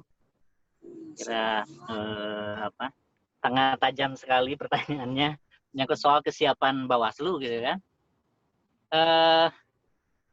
Kalau menurut saya gini, tadi sudah saya secara normatif kalau bertransformasi Bawaslu jadi peradilan khusus pemilu, ada konsekuensi harus hakim ad hoc yang harus mengisi gitu kan. Karena payung hukum di undang-undang kehakimannya seperti itu. Kalau di bawah payung Mahkamah Agung. Apakah kemudian Bawaslu punya kesiapan itu? Kalau dari sisi aspek kualifikasi, kita masih punya PR gitu ya. Saya nanti mungkin belakangan saya belum sempat lihat ini ya data. Jadi data yang punya basis hukum gitu ya, sarjana hukum di Bawaslu itu semakin ke bawah, semakin ke kabupaten kota, itu persentasenya semakin sedikit. Jadi dari RI 4 gitu kan, 4 dari 5 kan gitu ya, background hukum. Semakin ke bawah itu persentasenya semakin sedikit. Nah, gitu itu pemenuhan kualifikasi kualifikasi formal. Nah, tapi di sisi lain gitu ya, ada keunggulan sendiri kalau kemudian Bawaslu itu bertransformasi jadi peradilan khusus pemilu. Apa keunggulannya? Keunggulannya bahwa Bawaslu gitu kan dengan kewenangan yang semakin bertumbuh, semakin bertambah itu, gitu. Itu pengawas pemilu relatif sekarang sudah teruji, gitu ya. Sudah teruji menyelesaikan baik itu sengketa pemilihan, sengketa proses pemilihan maupun sengketa pemilu. Jadi sengketa pencalonan kepala daerah, sengketa pencalonan anggota legislatif, gitu ya. Itu Bawaslu punya jam terbang itu. Jadi kalau dia kemudian bertransformasi itu modalnya itu sudah ada. Penyelesaian sengketa dan sekarang tambah lagi penanganan pelanggaran administrasi lewat mekanisme adjudikasi. Saya kira lewat mekanisme persidangan seperti itu, dengan Bawaslu sudah punya pengalaman cukup, lebih dari cukup menurut saya gitu. Untuk kemudian kalau ditransformasikan jadi peradilan khusus pemilu itu gitu kan, itu sudah lebih dari cukup untuk bisa menunaikan amanat gitu, jika kewenangan atributif itu diberikan gitu kan, transformasi Bawaslu jadi peradilan khusus pemilu. Jadi satu gitu kan, tergantung nanti individunya. Kemudian yang kedua dari basis pengalaman gitu ya, saya kira Bawaslu sudah punya cukup pengalaman baik menyelesaikan sengketa pemilihan maupun sengketa di pemilu, dan ditambah penanganan pelanggaran administrasi. Jadi kalau saya gitu kan melihat sebagai orang dalam, saya kira Bawaslu punya cukup kesiapan kalau misalnya kemudian ditransformasikan jadi peradilan khusus pemilu. Itu barangkali penjelasan. Terima kasih. Baik, terima kasih Bapak Yusuf. Jadi intinya berarti Bawaslu ternyata SDM-nya siap gitu, Pak Edi. Selanjutnya kita serahkan kepada Ibu Dina Lara untuk menjawab pertanyaan keduanya. Silakan Ibu Dina. Oke. Terima kasih Pak Edi ya, mantan komisioner KPU Pak Edi ya. Nah, kembali lagi tadi. Tentu kalau suatu lembaga dibentuk berarti harus ada payung hukumnya supaya legal, kan gitu ya. Nah, kalau misalnya mau Bawaslu ditransformasi menjadi suatu lembaga khusus seperti yang diamanatkan dalam Undang-Undang Pilkada tersebut, nah tinggal melihat bentuknya nih. Sekarang ini kan ada bentuk seperti di Undang-Undang Perlindungan Konsumen, ya, Undang-Undang Nomor 8/99 mengamanatkan dibentuknya Badan Penyelesaian Sengketa Konsumen, tapi dia non litigasi, gitu loh. Nah, tapi kalau saya lihat amanat dari Undang-Undang Pilkada ini adalah amanat yang mengamanatkan peradilan khusus Yang artinya kalau kita lihat masuk ke Undang-Undang Kekuasaan Kehakiman, berarti dia di bawah naungan Mahkamah Agung. Artinya payung hukum ini yang harus disiapkan, bagaimana seperti apa, apakah yang mau dibentuk seperti amanat undang-undang seperti contohnya perlindungan konsumen berupa BPSK, dia hanya sekedar badan independen yang non litigasi, gitu ya. Nah, tapi saya kira ini menjadi sesuatu lembaga yang tidak power, tidak punya kekuatan. Saya kulas sedikit mengenai BPSK. Kalau yang dibentuknya itu hanya ditransformasikan hanya sekedar perintah dia membentuk lembaga khusus menangani sengketa pemilu, dia non litigasi seperti BPSK, maka powernya kurang. Karena power untuk eksekusi itu tidak ada pada dia. Eksekusi, sama halnya seperti BPSK. Putusan BPSK, walaupun dikatakan putusannya final, tetapi masih bisa dilakukan keberatan ke peradilan umum. Nah, ini juga harus kita lihat. Lembaga khusus yang seperti apakah? Kalau saya pribadi lebih condong kepada peradilan khusus seperti yang diamanatkan oleh Undang-Undang Kekuasaan Kehakiman. Dia masuk kepada di bawah lembaga peradilan umum. Jadi lembaga peradilan itu ada 4. Ada peradilan umum, ada peradilan tata usaha, militer, dan agama. Tetapi lebih baik dia masuk ke peradilan khusus yang ada di bawah naungan peradilan umum. Jadi dia setara dengan peradilan-peradilan yang lain, misalnya PHI, Tipikor gitu loh. Tetapi kalau hanya sekedar dibentuk seperti sekarang ini, Bawaslu punya hak memutus hanya sengketa administrasi, kan itu masih bisa dilakukan upaya. Nah, atau dia dibentuk hanya sekedar perintah, dia punya kewenangan melakukan memutus, ya seperti BPSK tadi, maka dia menjadi suatu lembaga yang tidak punya power, ya, karena tetap harus bermuara kembali lagi ke peradilan umum, ya, atau ke peradilan tata usaha negara, ya. Nah, makanya bagaimana wacana ke depan, apa yang harus dipersiapkan? Tadi Pak Edi mengatakan, saya lebih sependapat kalau Bawaslu itu bertransformasi menjadi peradilan khusus. Nah, ini payungnya harus disiapkan. Ya, harus disiapkan. Bagaimana? Ya, yang paling utama payungnya adalah undang-undangnya gitu loh. Ya. Suatu lembaga terbentuk, maka undang-undangnya harus memerintahkan itu.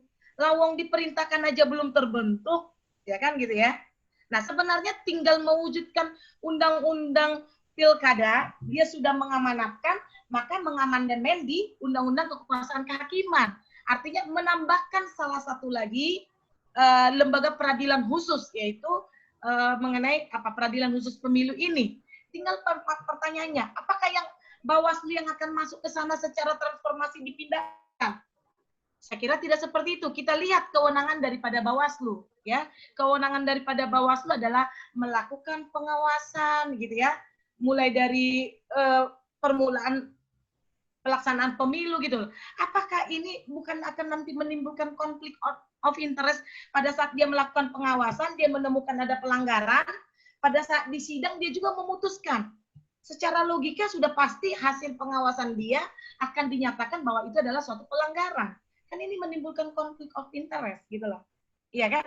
Harusnya dia independen. Saat dia menemukan ada pelanggaran, ya, siapa yang memutuskan ini pelanggaran atau tidak? Nah, kalau Bawaslu juga dia adalah sebagai pengawas, hasil pengawasan dia menemukan pelanggaran, dia juga memutus, sudah pastilah jawabannya itu adalah suatu pelanggaran gitu loh. Jadi kalau saya yang ditanya misalnya apa yang sebaiknya, kembali kepada amanat daripada Undang-Undang Pilkada, maka sesuaikan atau ke Undang-Undang Kekuasaan Kehakiman bahwa lembaga peradilan khusus pemilu itu bisa dimasukkan di dalam Undang-Undang Kekuasaan Kehakiman, salah satu bentuk peradilan khusus yang diatur di dalam Undang-Undang Kekuasaan Kehakiman.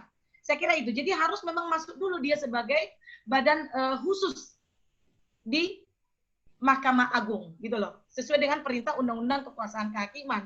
Jadi supaya nggak terbagi-bagi lagi. Di satu sisi ada lembaga peradilan khusus, tetapi di Kekuasaan Kehakiman dia bukan termasuk lembaga peradilan khusus. Kan ini nggak nyambung dengan Mahkamah Agungnya. Gitu pendapat saya, Pak Edi. Ya, terima kasih. Ya, baik Ibu Dina Lara. Jadi ternyata kembali lagi untuk memperkuat atau membentuk sebuah lembaga diperlukan undang-undang terlebih dahulu gitu. Tidak mungkin ada sebuah lembaga negara yang tidak ada dasar hukumnya. Begitu Pak Edi Walki. Baik, selanjutnya tadi di kolom chat sudah ada yang mau bertanya kepada Pak Yana Maulana dari Cimahi. Disilahkan. Ya, terima kasih. Assalamualaikum warahmatullahi wabarakatuh. Kepada pimpinan Bawaslu Provinsi Jabar yang saya hormati dan kepada para narasumber, Ibu Diana. Saya mau bertanya tentang tadi ada kepentingan pribadi itu ya, of interest itu. Bisa dijelaskan contoh yang realnya gitu. Barusan sudah dibahas sedikit oleh Ibu Dina. Gitu.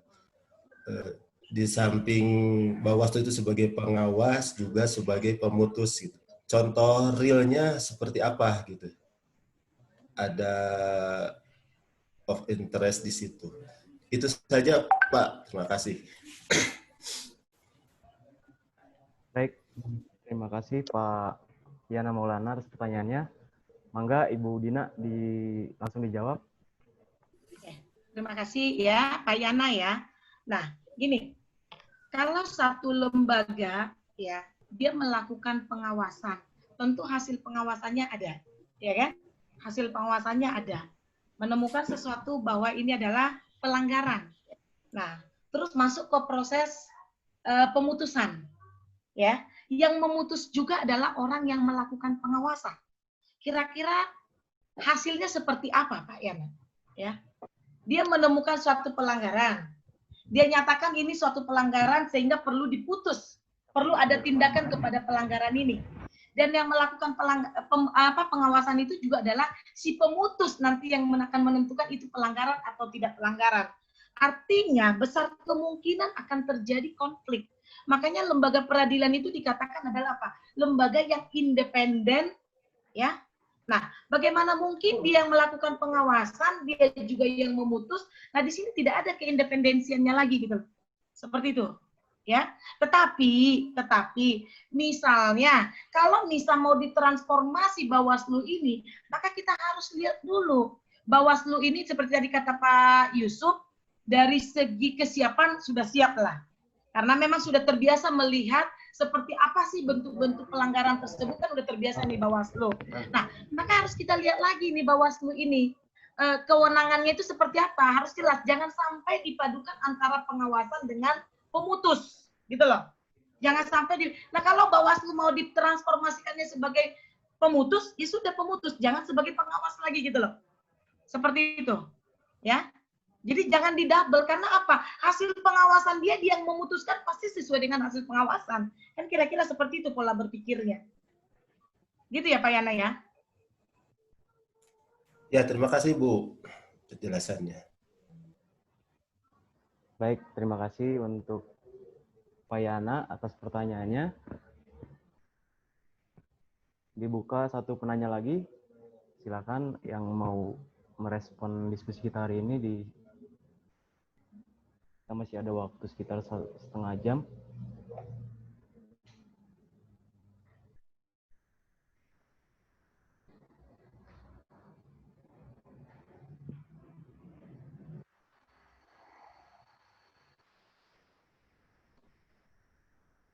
Siap. Kepada Bapak Dede Rosada dari Majalengka, disilahkan. Baik, terima kasih. Ada suaranya? Ya, jelas Pak, jelas. Terima kasih. Assalamualaikum warahmatullahi wabarakatuh. Menarik saya kira tadi apa yang sudah disampaikan oleh para narasumber terkait transformasi Bawaslu menjadi lembaga peradilan pemilu. Itu tadi sudah dijelaskan oleh Pak yang terhormat Pak Haji Yusuf dengan konsekuensi apabila Bawaslu transformasi menjadi lembaga peradilan pemilu itu, pengawasan ini dikembalikan kepada masyarakat, pemantau pemilu. Permasalahannya gitu, ini apakah masyarakat kita gitu itu sudah siap untuk mengawasi secara aktif, sedangkan apa yang sekarang itu apa namanya perbandingan antara laporan dan temuan itu berbanding sangat jauh. Itu banyak yang ada temuan, apa namanya, laporan itu sangat minim seperti itu. Terima kasih. Assalamualaikum. Mana sih tadi? Ya, terima kasih Pak Dede. Silakan Bapak Haji Yusuf langsung direspon. Oke, terima kasih Kang Dede. Jadi pengawasan apa namanya? Tadi sebenarnya Bu Dina juga sudah sampaikan. Kalau Bawaslu bertransformasi jadi peradilan khusus pemilu, maka gitu, kewenangan pengawasan itu harus dilepaskan. Karena tidak mungkin gitu kan, peradilan itu dia bisa melakukan kerja-kerja pengawasan. Dimanapun yang namanya peradilan itu pasti pasif. Bahkan peradilan itu tidak boleh mencari-cari perkara gitu kan. Itu ada asasnya yang apa? Dan setiap peradilan juga tidak boleh menolak gitu kan jika ada yang melakukan apa menyampaikan gugatan atau upaya hukum. Itu peradilan nggak boleh nolak. Walaupun kemudian nanti akan dilihat apakah sesuai dengan kewenangannya atau tidak. Karena kalau tidak di luar kewenangan tentu tidak akan diproses. Nah, bahwa kemudian gitu kan kerja pengawasan itu gitu kan. Jadi pilihannya bisa gini. Ada beberapa opsi gitu. Apakah gitu kan peradilan khusus pemilu itu jadi lembaga tersendiri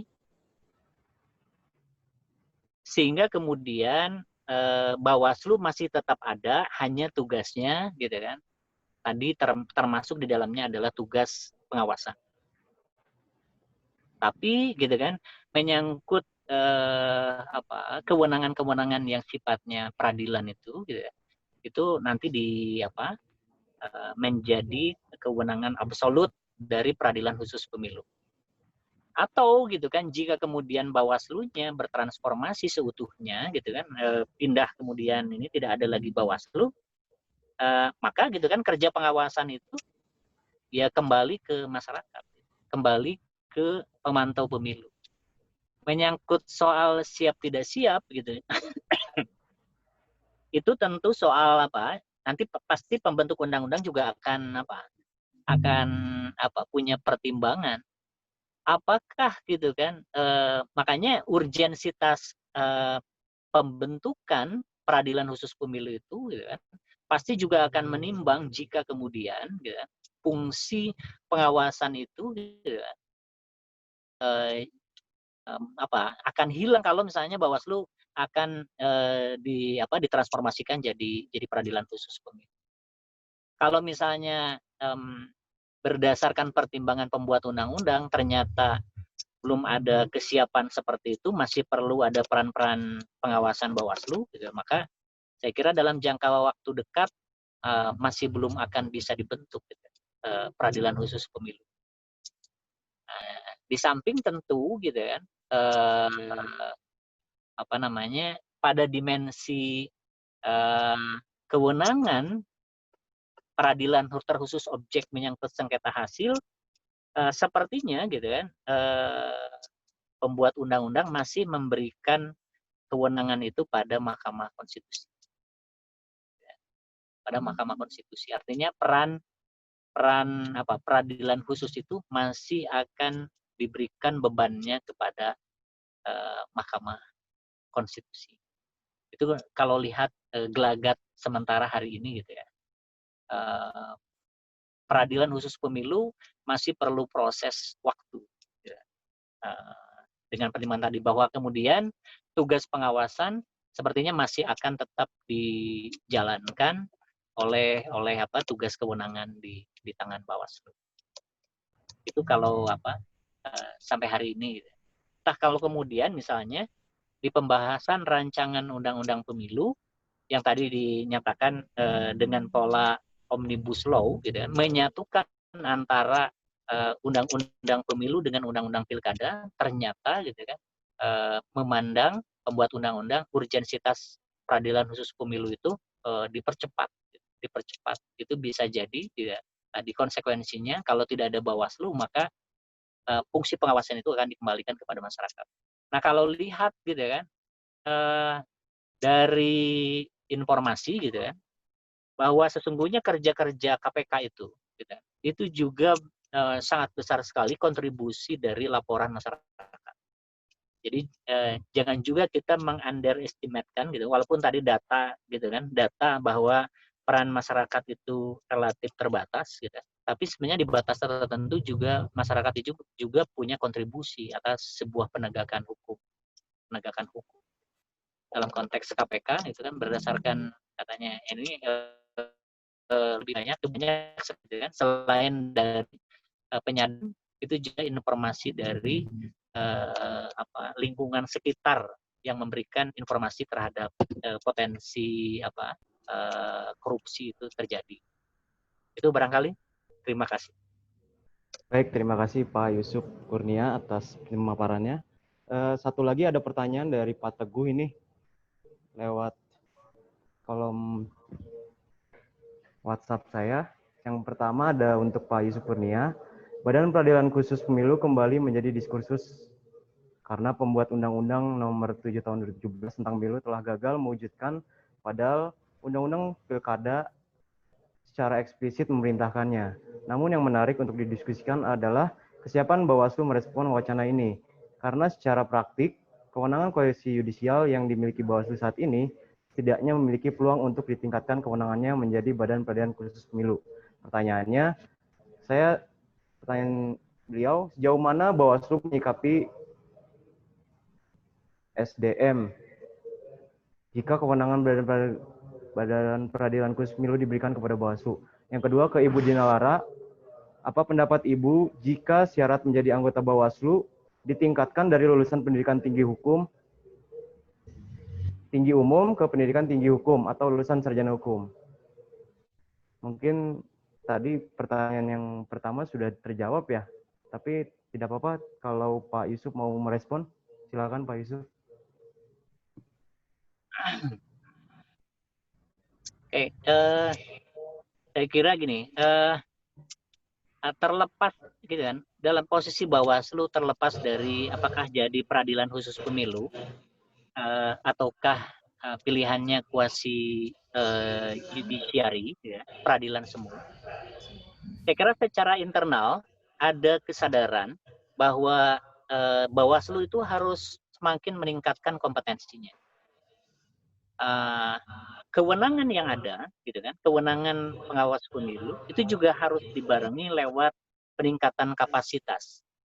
Baik itu menyangkut soal hukum acara maupun termasuk di dalamnya menyangkut soal substansi hukumnya, gitu kan. Bagaimana kemudian misalnya mekanisme persidangan itu, gitu kan, bisa semakin berwibawa. Bagaimana kemudian juga Bawaslu memberikan pengayaan terhadap semua, gitu kan, internal pengawas pemilu untuk juga punya kompetensi bagaimana misalnya kemudian membuat putusan, gitu, putusan. Jadi pertimbangan-pertimbangan hukum, bagaimana kemudian putusan itu juga berkorelasi antara posita, petitum, kan gitu ya, kemudian pertimbangan hukum sampai pada amar putusan.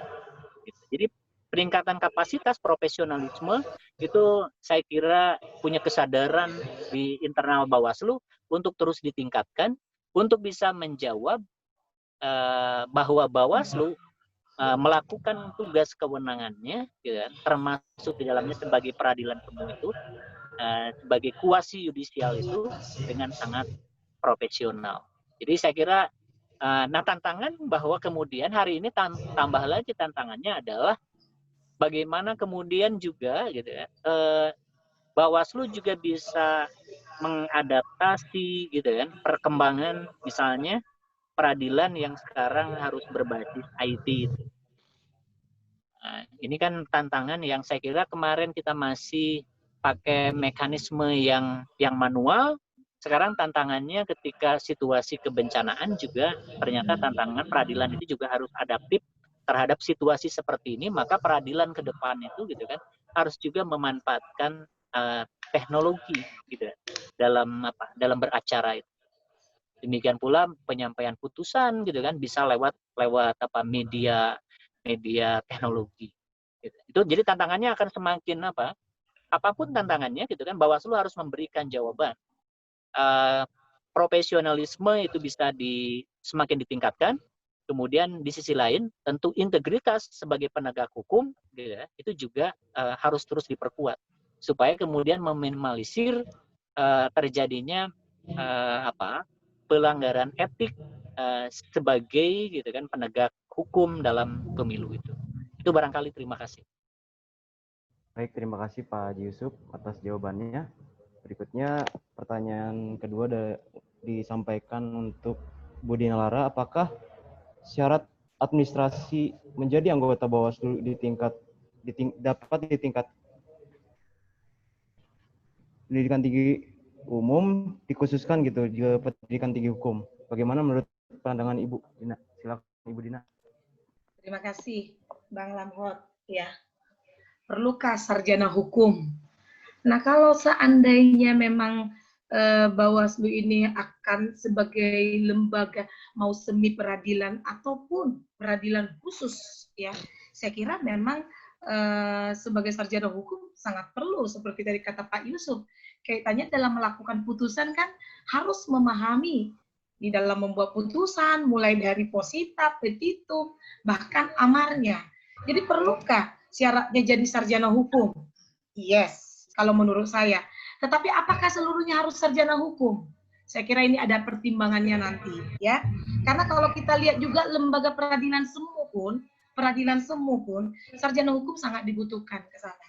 Apalagi kalau memang mau bertransformasi sebagai lembaga pemutus, ya kan? Pasti kaitannya adalah dengan keahlian tertentu sebagai orang hukum, karena hasilnya adalah produk hukum, hasilnya adalah putusan hukum. Ya, putusan hukum yang dikeluarkan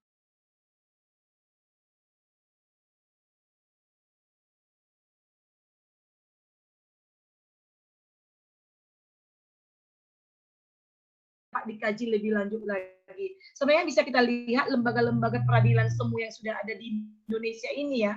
Contohnya seperti BPSK. BPSK itu minimal 30% adalah sarjana hukum. Mungkin supaya bisa berkolaborasi ya kan. Artinya ada orang hukumnya, ada juga dalam bidang sarjana yang lain. Suka memang putus atau lembaga pengawas memang perlu meningkatkan kapasitas kita untuk itu. Ya caranya dengan apa? Ya dengan pendidikan itu gitu loh. Saya kira jadi kalau pertanyaannya perlu nggak orang sarjana hukum? Perlu. Tetapi berapa? Apakah seluruhnya atau tidak seluruhnya, berapa komposisinya? Saya kira nanti lebih lanjut itu bisa diatur. Tetapi pertanyaannya perlu sekali. Karena produknya adalah produk hukum. Seperti itu Bang Lamhot. Siap.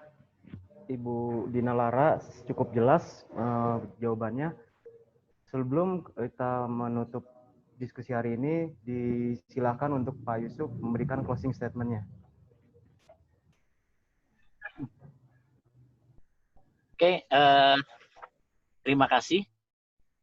Ini luar biasa sekali diskusi wacana peradilan khusus pemilu, sebuah wacana berat, sebenarnya gitu kan. Ini tantangannya bahwa hari-hari ini kita sedang berada pada isu keserentakan pemilu. Kalau berkaca dari putusan MK dan kemudian rancangan undang-undang, gitu, rancangan undang-undang itu keserentakan pemilu akan setidaknya dibagi dalam pemilu nasional dan pemilu lokal. Ya. Nah, artinya akan ada penyederhanaan, gitu ya, penyederhanaan pola keserentakan ke pemilu kita. Gitu. Artinya pertanyaannya kemudian, apakah dengan sangat adanya penyederhanaan gitu ya, pemilu dan pilkada kita, gitu ya. Karena kalau baca di undang-undang pemilu kan begitu ya, ada dua pembagian antara pemilu nasional dengan pemilu lokal. Nah, kaitannya dengan peradilan khusus pemilu gitu ya, dengan pola sederhana seperti itu, gitu, apakah dibutuhkan peradilan khusus pemilu? Ataukah gitu ya, dengan sangat sederhana gitu kan sistem pemilu kita, gitu kan, apakah gitu ya, cukup dengan memanfaatkan lembaga yang sekarang sudah hadir, sekarang sudah ada, daripada membentuk lembaga baru, peradilan khusus pemilu.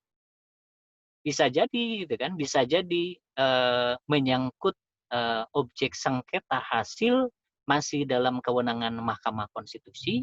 Ya. Nah, kemudian peran Bawaslu akan melaksanakan kewenangan-kewenangan sebagai peradilan semu atau kuasi yudisiari. Nah, apapun kemudian pilihannya, bahwa kemudian misalnya kalau dibentuk peradilan khusus pemilu, gitu, sesungguhnya yang paling punya kesiapan itu hanya dua, gitu. Pertama adalah Mahkamah Konstitusi, ya, karena yang punya pengalaman sekarang, gitu kan, menyelesaikan sejumlah sengketa politik, gitu ya, antar peserta pemilu maupun pilkada. Yang kedua adalah di tangan Bawaslu. Bawaslu juga punya pengalaman berbasis pada penyelesaian sengketa proses baik pemilihan maupun pemilu. Nah, tentu ada konsekuensi jika kemudian peradilan khusus pemilu dibentuk, maka pengawas pemilu tentu harus menyesuaikan. Kalau berkaca dengan undang-undang kehakiman, tentu tadi ya harus ada hakim ad hoc, terkecuali pembuat undang-undang ini merumuskan dalam bentuk lain, misalnya peradilan semu, tentu tidak semuanya mesti berbasis sarjana hukum, gitu. Berbasis karena kalau kuasi yudisial tentu bukan hakim. Itu barangkali apapun pilihannya, tentu bagi kita semua gitu kan bisa menjawab apa yang menjadi tantangan bagi dari yang pembuat undang-undang itu. Terima kasih, sukses buat kita semua. Terima kasih. Assalamualaikum warahmatullahi wabarakatuh. Waalaikumsalam warahmatullahi wabarakatuh. Terima kasih atas closing statement yang diberikan. Selanjutnya kita mendengarkan closing statement terakhir dari Ibu Dina Lara. Silakan Ibu Dina. Oke, terima kasih. Artinya dengan diskusi kita hari ini menimbang peradilan khusus pemilu, apakah perlu, urgent atau tidak saat ini, saya kira kembali kita harus melihat payung hukumnya agar semua itu bisa diwujudkan. Apapun bentuknya, apakah secara khusus atau bentuknya sebagai semi peradilan, maka saya kira Bawaslu juga harus siap untuk menghadapi tantangan itu ke depan. Ya, mengenai apakah harus sarjana hukum atau bukan, itu saya kira ada komposisinya untuk itu. Tetapi apapun itu, kita sebagai anggota Bawaslu harus siap memenuhi kapasitas kita di dalam dudukan kita sebagai anggota Bawaslu itu. Saya kira tidak ada ruginya untuk kita tetap meningkatkan mutu kita, memahami hukum karena produk kita adalah produk hukum. Seperti itu Bang Lamon. Terima kasih. Baik, terima kasih Ibu Dina Lara atas closing statement-nya. Baik, hadirin sekalian, demikianlah acara webinar kali ini, yaitu menakar wacana Badan Peradilan Khusus Pemilu. Sebelum sesi ini diakhiri, saya akan mencoba menyimpulkan hasil webinar kali ini. Yang pertama, memang diskursus wacana Badan Peradilan Khusus Pemilu ini semakin masif didiskusikan. Kita semua bersepakat untuk menekan many room justice atau kewenangan yang banyak sekali menangani kasus hukum pemilu. Perlu adanya Badan Peradilan Khusus. Namun, catatan terakhir, kita harus menunggu lobby-lobby atau rapat-rapat sinkronisasi di DPR, karena yang punya kewenangan atau fungsi legislasi serta membuat undang-undang adalah mereka. Sekali lagi, kami mengucapkan terima kasih kepada Bapak Haji Yusuf Kurnia, SIP, dan Ibu Dina Lara, Ibu Kandidat Doktor Ibu Dina Lara Dermawati Butar-Butar SMH atas paparan atau materi yang disuguhkan kepada kami semua di sini. Sekali lagi saya mohon maaf atas kekurangan. Sampai berjumpa di sesi-sesi webinar selanjutnya bersama rakyat awasi pemilu, bersama Bawaslu tegakkan keadilan pemilu. Wassalamualaikum warahmatullahi wabarakatuh. Waalaikumsalam. Warahmatullahi wabarakatuh. Oke, mundur diri. Pak Yusuf, terima kasih, kasih Bu mundur Dinas, diri. ya, Pak Yustianus. Ya, Siap. sehat Pak Terima Yusuf. kasih, Bu. Pak Yus, Siap, semuanya. Bu. Salam hormat. Ya. Terima kasih Bu Dina, terima kasih Pak Terima Haji kasih, Yusuf Bu. atas waktunya. Assalamualaikum Pak Haji. Siap. Selamat Pak Haji. Alhamdulillah Bu Ida. Yantos di Majalengka Pak Haji. Siap, ya, Siap. kekurangan.